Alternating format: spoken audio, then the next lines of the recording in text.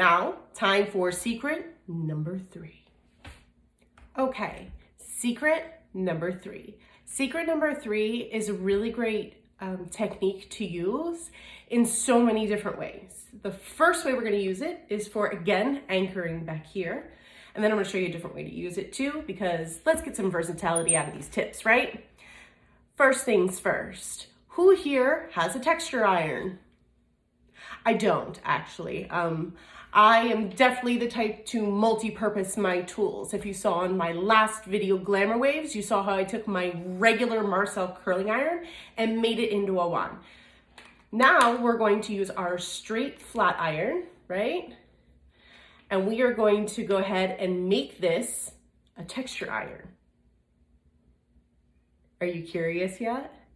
I know. How am I gonna do that? I can't make these plates bumpy, right? So I can't put the texture in there. Surprisingly, once again, all you need is your trusty little tease comb or brush or whatever you like to use to tease. Again, not necessary, just really like it. So what we're going to do is we're going to take our section.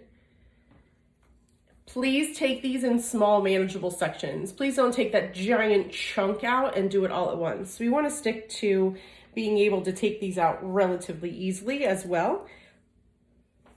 So we're just going to take this in 2 sections, and we're going to go ahead and put some cushioning in there. Okay? Cushioning is in. Please do not give her a rat's nest. Just give her some nice gentle pushes so that you can see here. Nice gentle pushes. You can see where it's pillowing up, so I know this is going to be a really easy comb out. Then what we're going to do is I want my ends to stay smooth. So then we take our flat iron and we're just going to pass over that and stop. Take our next section and do the exact same thing.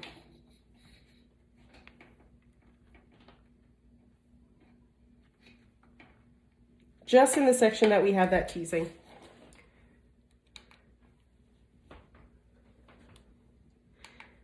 Now we're going to let the area cool before we brush it out. Okay, so now that that is cool, we're gonna go ahead and just brush that out.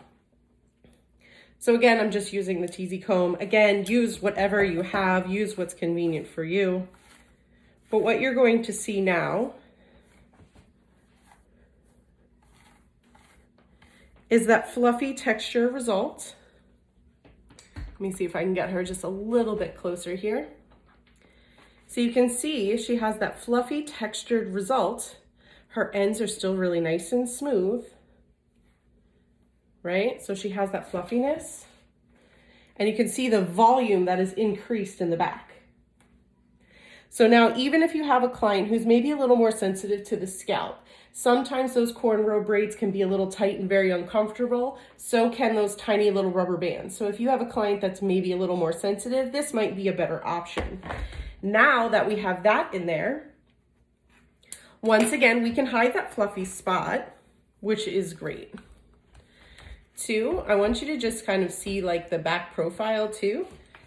It definitely helped to kind of kick that out a little bit from the underneath. So now when she fluffs up, the hair is going to stay fluffy. So if you have a client who it always collapses, or she's like, it's so good when I leave, but then it just falls flat. Yeah, well, not with this. But you can see how nice and fluffy that stays. Then once again, if she has our rope braid or whatever we're putting in the back here,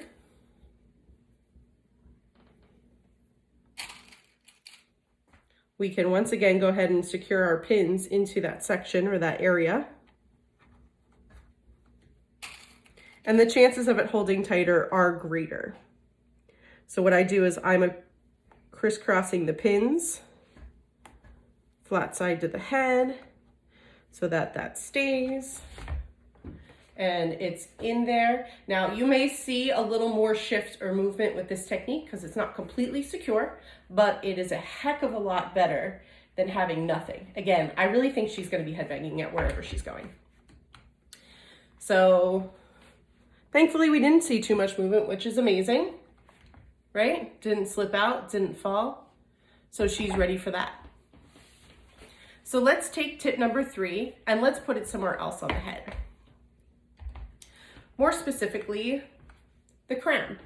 The crown, I feel like, is an area that we all kind of struggle with sometimes, keeping the volume up there. Or you put a nice cushion or tease in there and it falls out within a few hours. We're gonna use that same technique. That way, if she is a hair player, she likes to play with her hair, she likes to do all those things, then she won't mind so much the same technique. So I like this especially when some of my clients are getting into a little later in life, going through some new changes at their next phase. Maybe they're getting a little hot flashes, their hormones are out of whack, maybe their hair isn't as thick as it used to be. Maybe they want some of that, but they don't want that tease, right? They don't want that matted look. They don't want, a ton of hairspray in there. They don't want a ton of product. I mean, honestly, that was probably my everyday as far as my clients. So we took a couple of sections here, 3 more specifically, and we're going to do the exact same thing up here at the crown that we did in the back. So we have one down here, and we're just going to do a pass or 2 on the flat iron. Let me just turn this way. And again, I'm only doing it in the teased areas. I don't want to go too far down because I do have a wave in there I'd like to keep. You can tease this all the way to the ends if you want and really get an actual textured look if you so wish. Again, these are not rules. These are just simple little things that I've learned along the way that I think are super helpful. This one more specifically, I probably use in the salon at least once a day on one of my clients. So I really enjoy this one. So again, we're just gonna let this cool. Okay, so now that she is cool, we're just gonna comb it out. And this time I'm gonna use the wide tooth comb.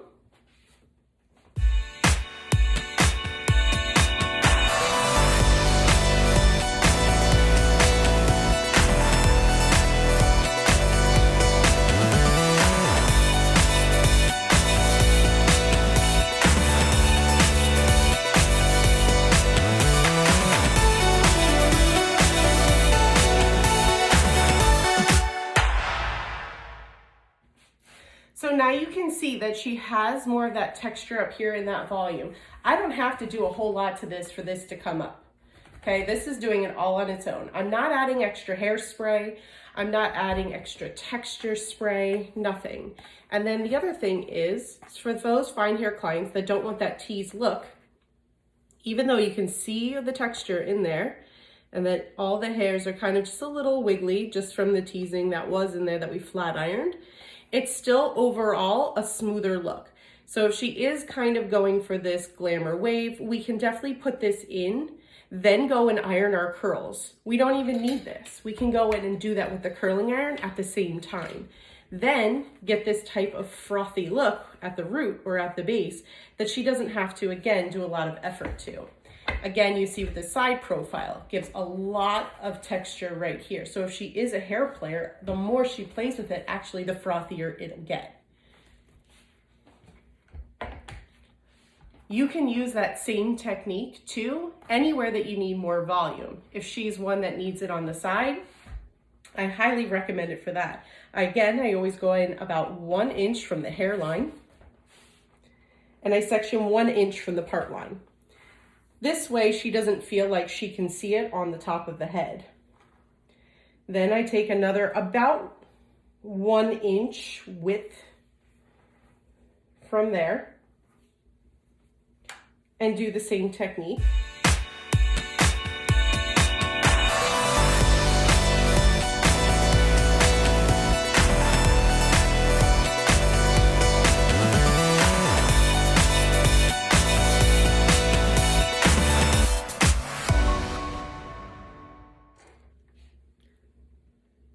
So you can see again that we have that texture right there at the scalp where she needs it, right? That's gonna give it that frothy look and all that volume. You can already see by barely doing anything, even if I comb that down, the type of volume she has on this side.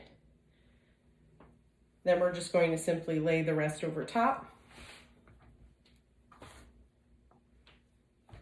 And you can see the volume that she has now as opposed to what she did have when we started. Again, even if she's the type that likes to play with her hair and do all the things, she's still always going to have that volume underneath.